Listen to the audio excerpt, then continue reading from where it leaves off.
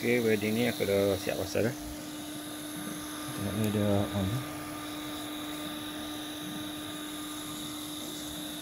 Okay, kipas tu sini.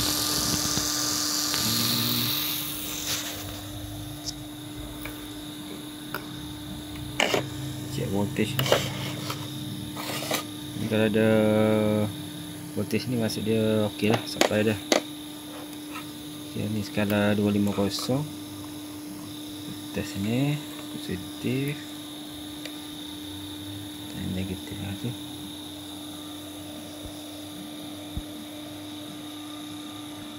Skala 250 maksud dia sini dah ada 50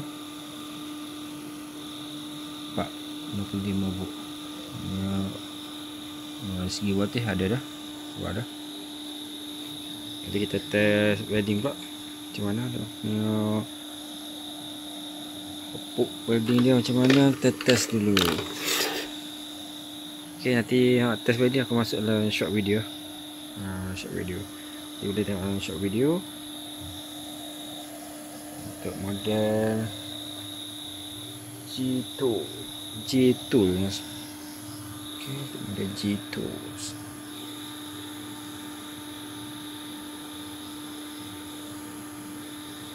Okay.